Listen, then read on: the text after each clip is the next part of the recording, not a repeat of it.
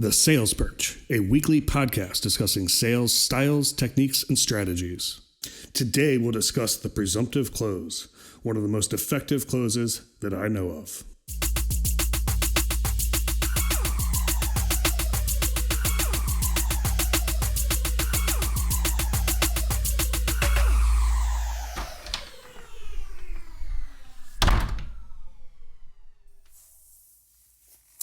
Welcome to the Sales Perch with Joe Bird.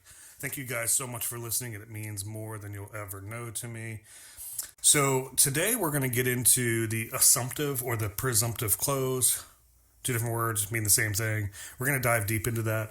But before we do that, I want to go back to last week's episode. I think recapping what we learned last week and how we applied that in the field is super worthwhile.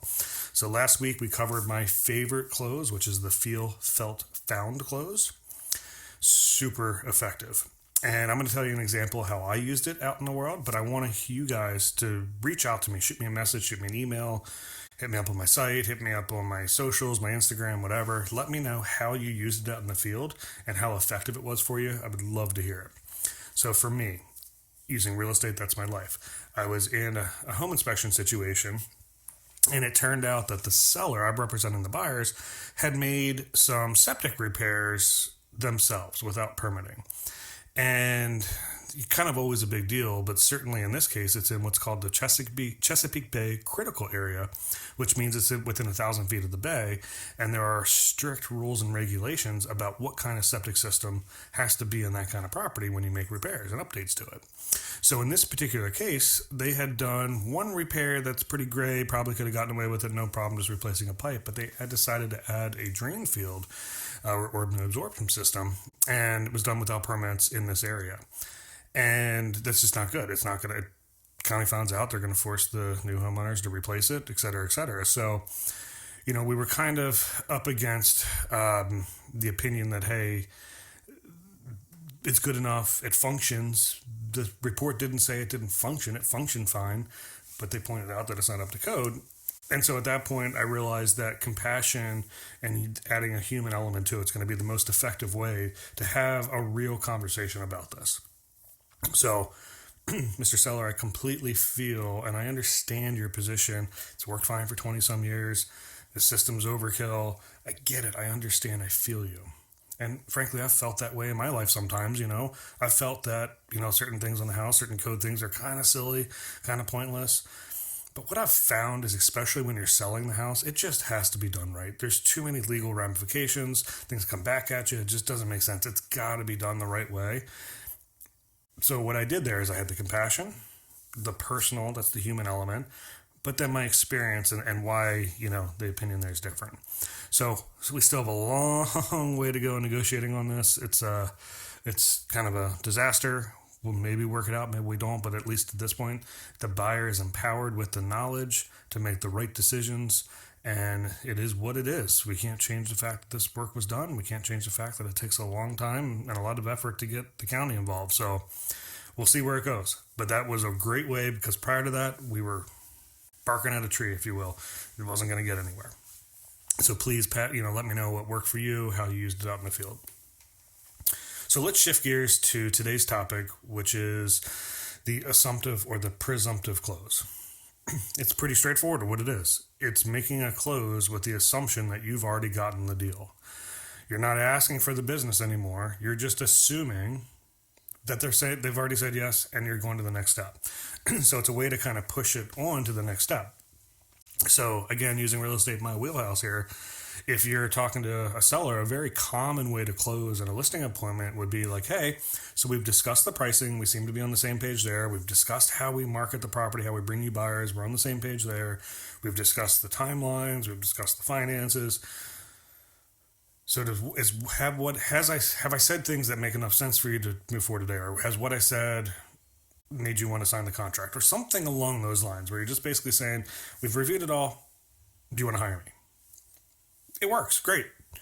But what if you don't do that? What if you just assume it's so logical that they would want to hire you? Why would you question that? You've gone over your marketing, you've gone over the pricing, you've gone over everything, right? You've done all of it. Why would you question if they want to work with you at that point? Show confidence.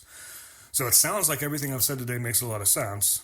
And we talked about doing listing on a Wednesday and doing photos on a Tuesday. So let me ask you this question. Are you ready next Tuesday, or do you want to push it back a week? I never asked them to sign the contract. That will come up when I say, okay, Tuesday of next week, perfect. Well, the next step is this paperwork, let's go. So again, you just assume that you made the close already, and you're just pushing them along the next step. So I always like to use auto as another industry example. It's the second biggest purchase people make. So, if you're a car salesperson and you're sitting down with the consumer and you say, hey, Mr. or Mrs. Car Buyer, whatever you call them, we've taken the test drive. It seems like this is a pretty good fit for you. We've ran the numbers. It seems like the payment works in the budget you told me you wanted to be in. So the question I have for you is, do you want the oil change package or the extended warranty?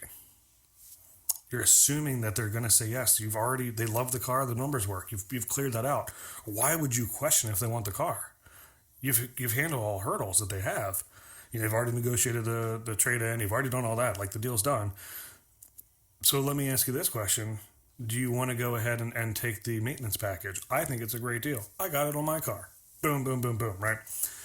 So if you're not that far in the sales process, and again, using auto, if you're like, okay, we've test driven the car. It seems like it really works for everything you're looking for. It's got enough seats. It's got enough power. It's got the sunroof you said you really wanted.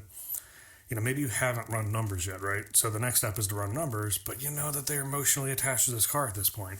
So maybe instead of saying, well, the next thing would be for us to take a look at the numbers and see if this works for you, you would say, well, it's obvious you love this car. If the numbers are in line with where you want to be, are you ready to move forward? Because you're assuming that the answer is yes, that they love the car. You're not asking do they love the car. You're assuming that they love the car, and you're pushing them to the next step of, well, if the numbers work for you, are you ready to move forward?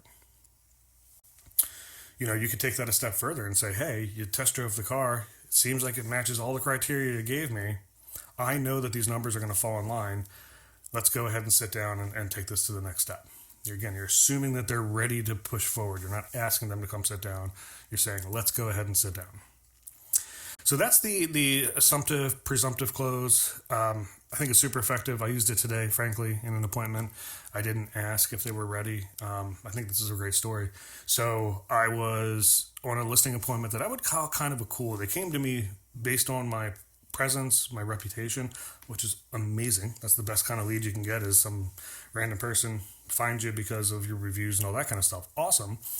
But it's not like they were referred by a past client or they were repeats or something. They didn't know my process. They didn't really know any of that stuff. So I went to the appointment and I went through everything. We talked the numbers, we talked timing, we talked strategy, we talked all that kind of stuff. But then instead of saying, well, are you ready to move forward?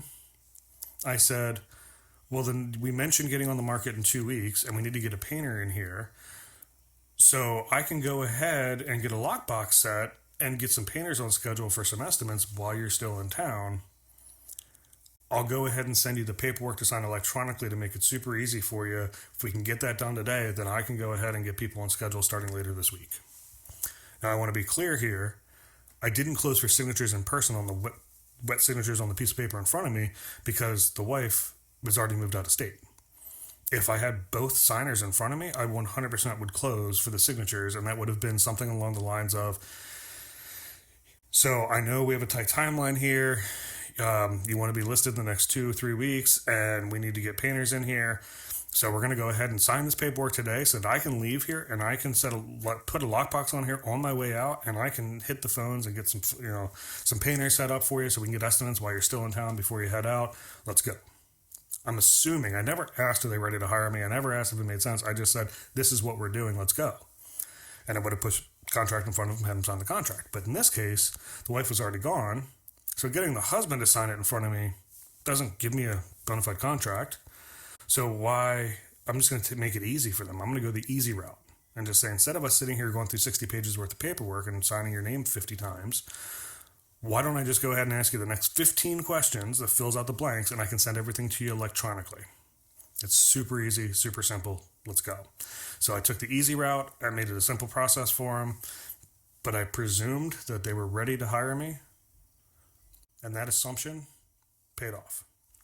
Thank you so much for listening. This is the Sales Perch with Joe Bird. See you next week.